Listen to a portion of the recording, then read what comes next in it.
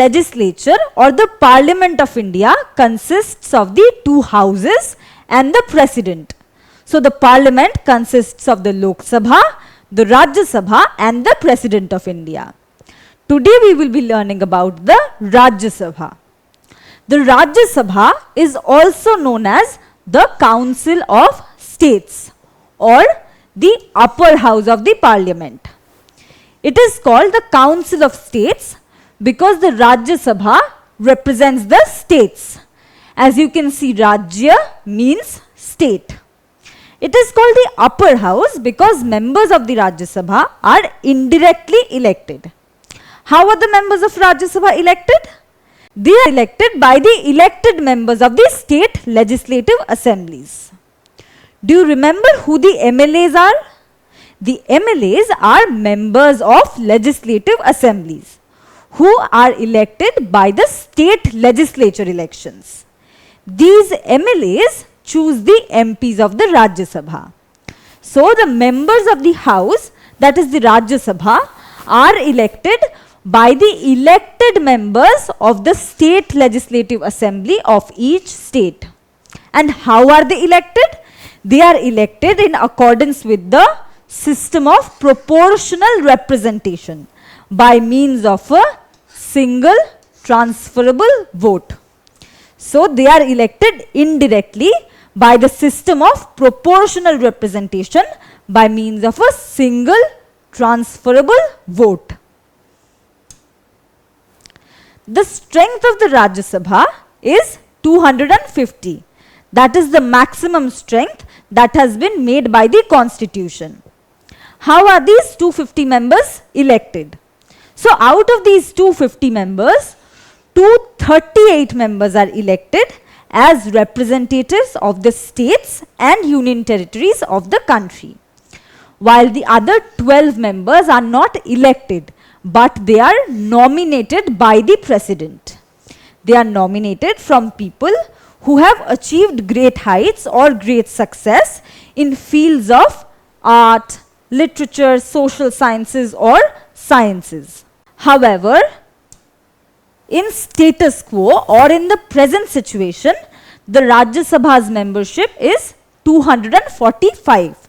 So the Rajya Sabha presently has 245 members instead of 250. Out of these 245 members, 233 members are representatives of the states and the union territories, while the other 12 are nominated by the president. This provision for the nomination of members to the Rajya Sabha has been kept in the Constitution to ensure that the country receive the services of the distinguished persons who have earned distinction in their field of study or their field of activity.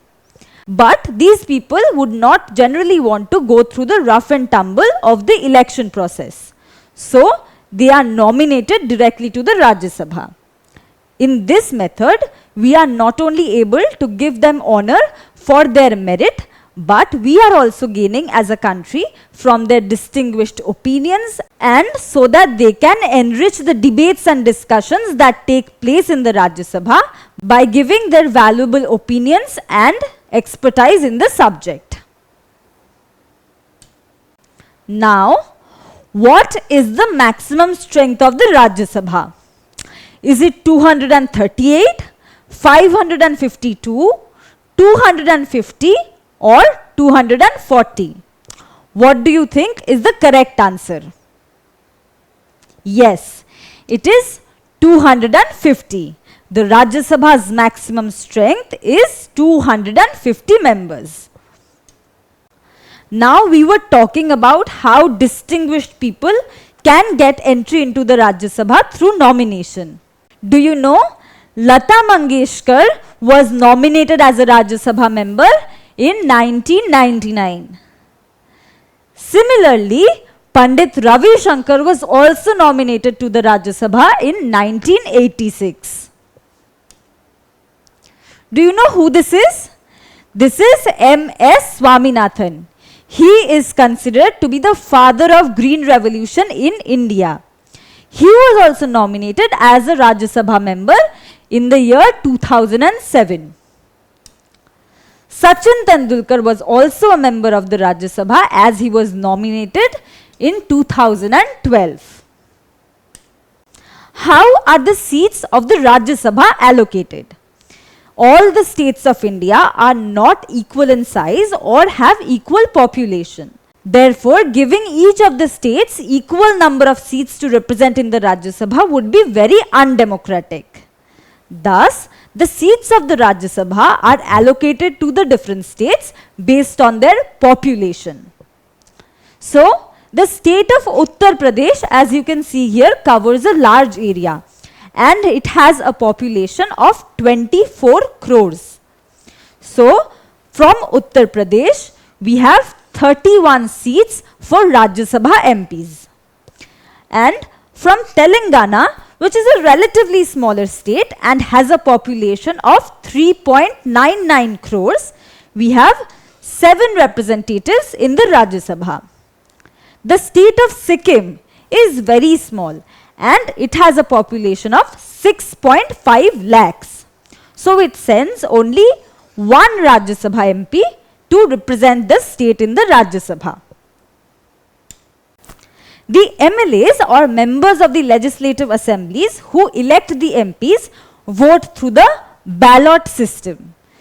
The MLAs are given ballot sheets, which are pieces of paper with the names of all of the candidates printed on them. Let us look here. This is how a ballot paper looks. We have the names of all the candidates given in them. Now the MLAs put their preferences in numerals such as 1, 2, 3 and so on.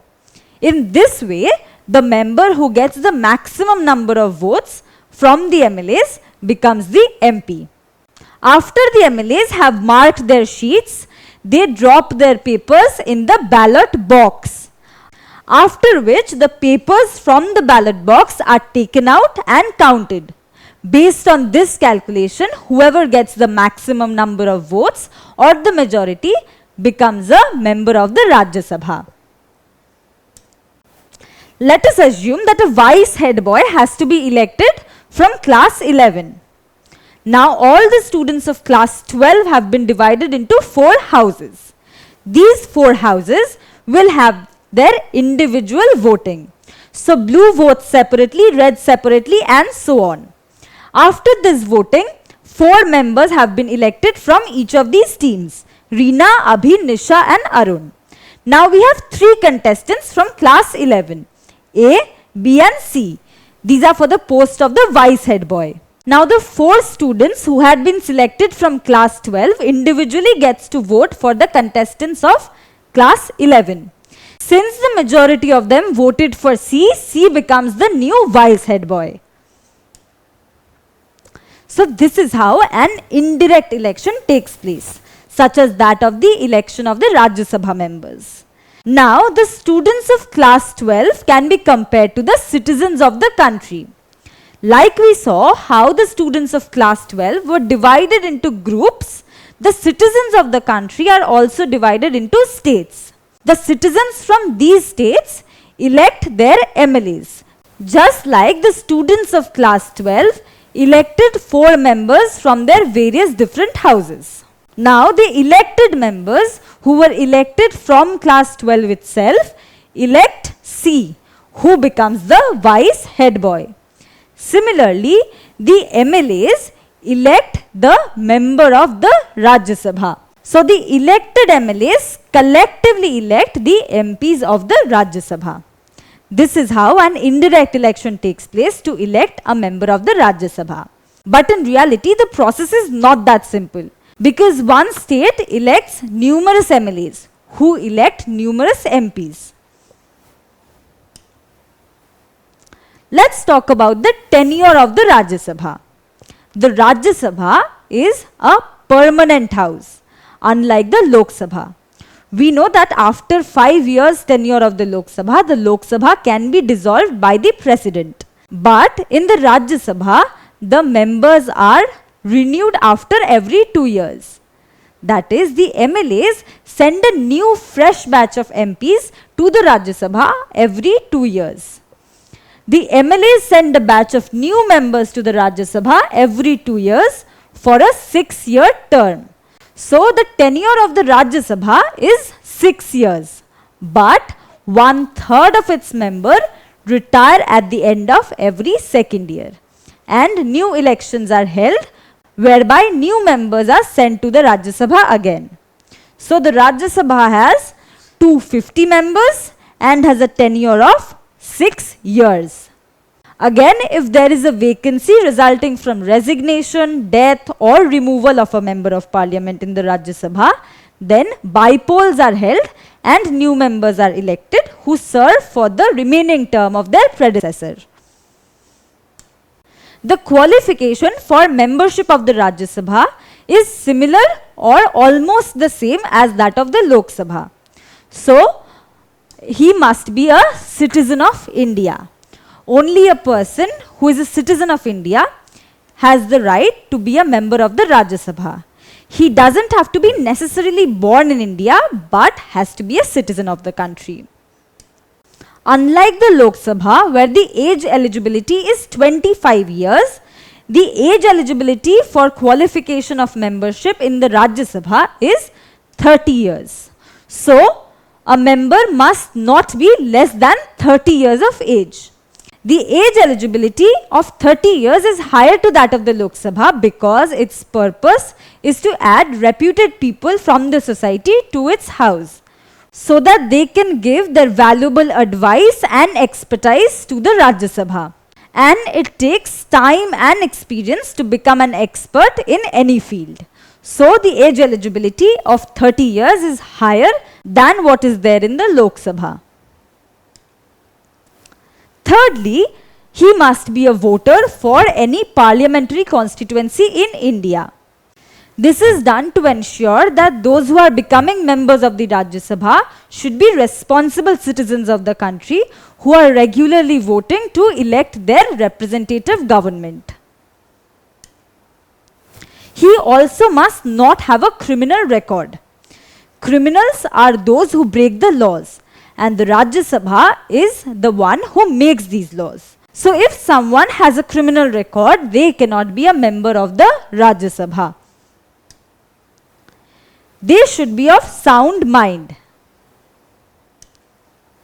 and should not hold an office of profit under the government of India or of any state.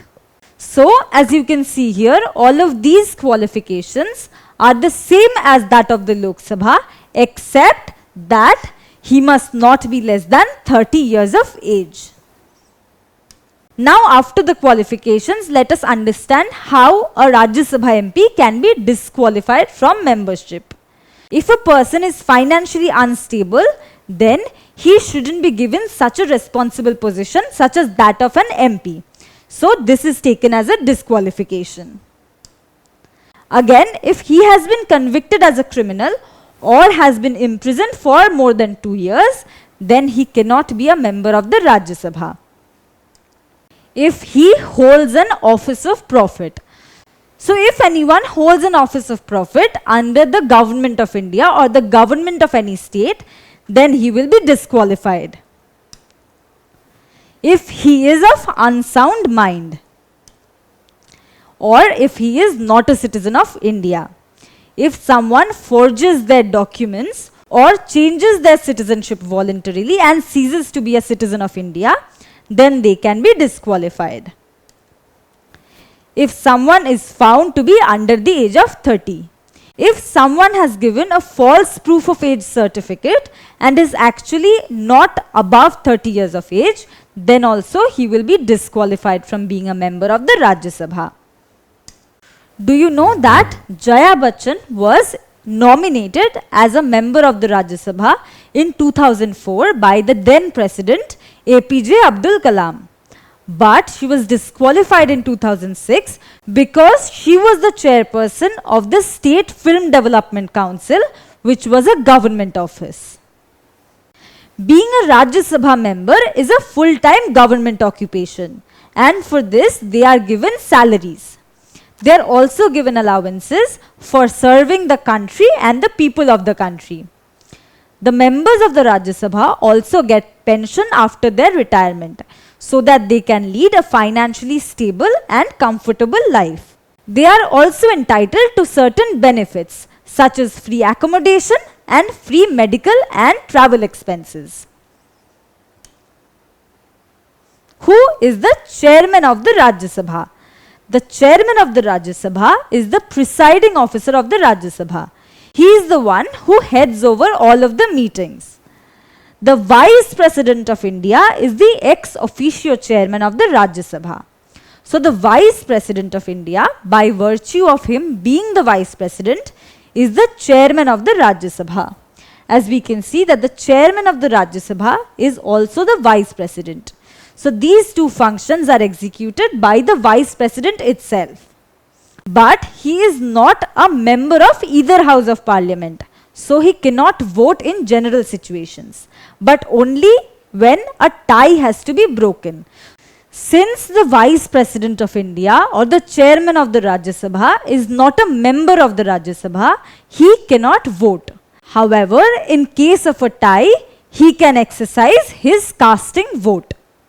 A deputy chairman is also elected from within the house and he takes over all the responsibilities of the chairman when he is absent. Dr. S. Radhakrishnan was the first vice president and thus the chairman of Rajya Sabha. And S.V. Krishnamurthy Rao was the first deputy chairman of the Rajya Sabha. In this video, we've talked about the upper house or the Rajya Sabha. It is representative of the Rajyas or the states and is thus also known as the Council of States. It has an indirect election through the system of proportional representation by means of a single transferable vote. And the members of the legislative assemblies choose the members of the parliament for the Rajya Sabha. So the Rajya Sabha along with the Lok Sabha and the President constitutes the Parliament of India. Don't forget to subscribe to our channel and hit the bell icon.